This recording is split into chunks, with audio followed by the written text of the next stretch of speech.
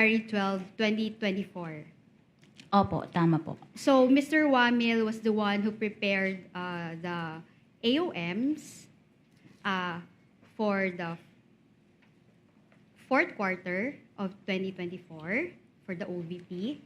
Tama? Yung AOM po is for the fourth quarter of 2022. 2022 rather. Opo. Okay.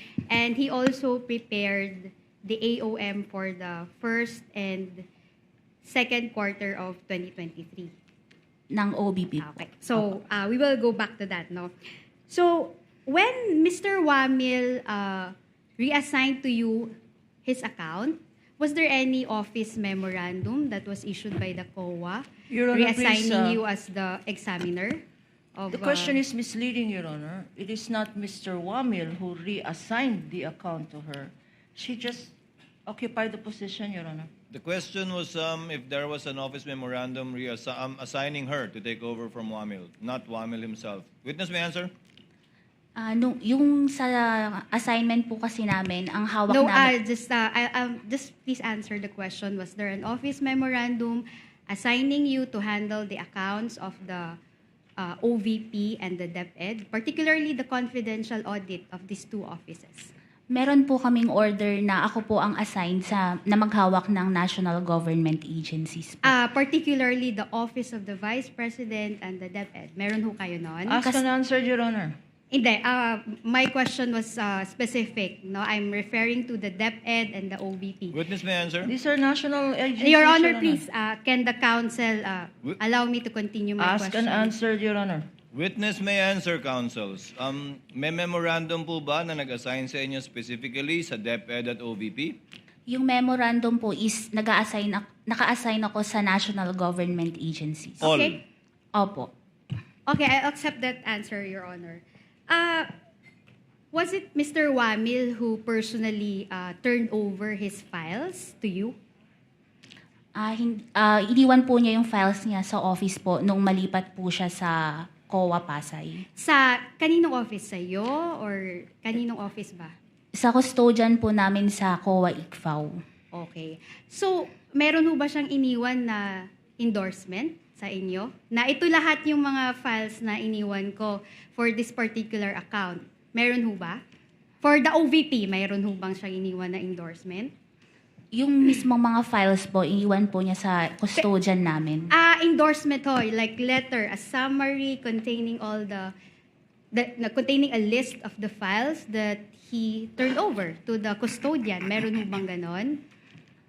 Meron po kaming logbook pag natapos na po yung Logbook. Okay, pero dala mo ba yun ngayon? Hindi po. Okay. So how about dun sa DepEd? May iniwan ho ba siyang transmittal doon sa custodian na ito lahat yung mga iniwan kong files with regard to the audit of the DepEd confidential funds? Meron ho ba? Ang iniwan po niya is yung mismong documents. Yung mismong document. So walang transmittal na iniwan ho dun sa custodian. Yung mismong documents po yun. Okay, sige. May iniwan ho ba si Mr. Wamil sa inyo? Di ba sabi niyo may mga documents ho siyang iniwan.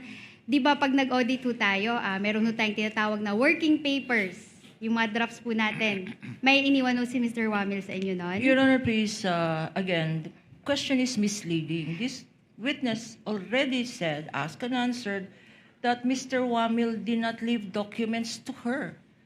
Mr. Wamil left the documents to the office. I will rephrase, Your Honor. Kindly rephrase, Okay, counsel. may iniwan iniwan- bang worksheets sa custodian? Yes po. Nakasama po doon sa files yung mga working papers po. Alright. I'll take that answer. Kayo ho, paano nyo kinuha yung mga files na yun? Kinuha nyo lang diretso sa custodian? Ano pong proseso nun?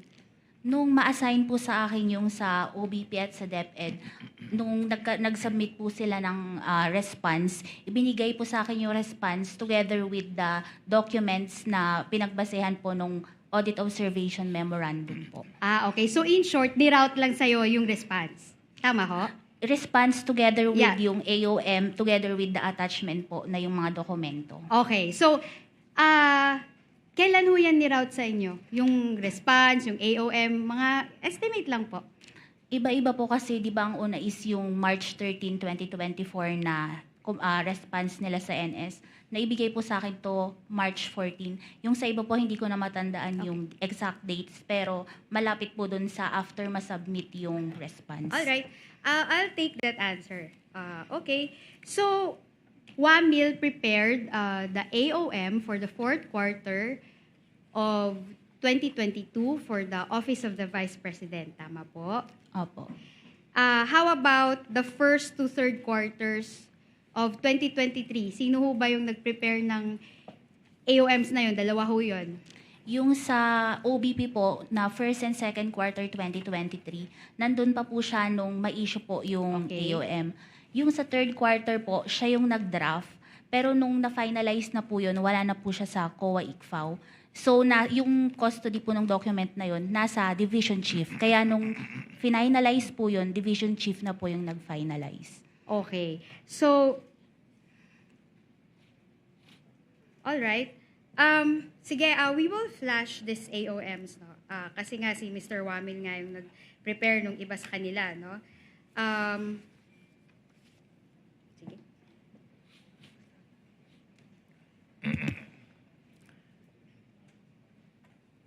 May we know from counsel which AOM she will be flashing? Is it the defendant's document or the prosecution's document? Hello. Because the defendant's documents were not identified nor presented to this witness, Your Honor. Then if counsel wants to confront the witness with documents she has identified, she has to use the prosecution's evidence because that was the one identified by the witness. If she now intends to present the defense documents, they are not documents that have been identified nor authenticated by this witness during her testimony. We will She can confront have the- a continuing objection. Excuse me, counsel. We will have a continuing objection to their presenting their documents which have not been identified by the witness. They are AOMs. AOMs have been identified by the witness, but these are prosecution's AOMs, Your Honor. May I suggest, Your Honor, to the defense counsel, since she refused for us to use the defense witnesses, that she uses now the prosecution's documents. That is up to her, counsel. She may confront the witness with her copy of the AOM. I'm sure she would be competent to testify whether these are the same documents earlier identified as exhibits for the prosecution or not. Counsel, Yes. you may proceed. Yes, correct, Your Honor. And their AOMs, we did not dispute those. So we have the same copies, Your Can Honor. we then, Proceed, if, counsel. in Proceed. connection with that, Your Honor, Hello. since counsel admits that Hello. our AAMs are their defendants' AOMs, can we just use the prosecution's copies, Your Honor? But, Your Honor, we have prepared, Counsel, visual counsel. aid using Show the- them, show the document. Yeah, I will. I am showing the defense document. No, we will No, not agree, Your Honor, the counsel cannot We will dictate not how I agree, will Your proceed with Honor. my cross-examination. Can the counsel, Your Honor, be reminded that I'm counsel- on We cross-examination? will not agree, respondent. Your Honor, to What are you not presentation agreeing of to, the Attorney defense Kapunan? documents. I'm sorry? Because precisely there was no stipulation yesterday. There They was, are Your now Honor. constrained. Excuse me, counsel. Allow her to finish, counsel. They are now constrained, Your Honor. I'm sorry. They are now constrained to use our documents precisely. This is what we wanted to avoid yesterday. Had we did a comparison, not to belabor the obvious, Your Honor, but now counsel says, anyway, it's the same. So if Your it's the same, what's the objection to using the prosecution's document? Counsel, that water is already under the bridge. You may request assisting counsel to check the copy being presented to Ms. Eileen, and you may make it the subject matter of your redirect later on. Allow counsel to present. Thank you, Your The presiding Honor. officer will allow the counsel to present that document, but notes the continuing objection of Attorney Thank you, Your Kapunan with Honor. respect to this matter. Thank you, Your Honor. Attorney Christine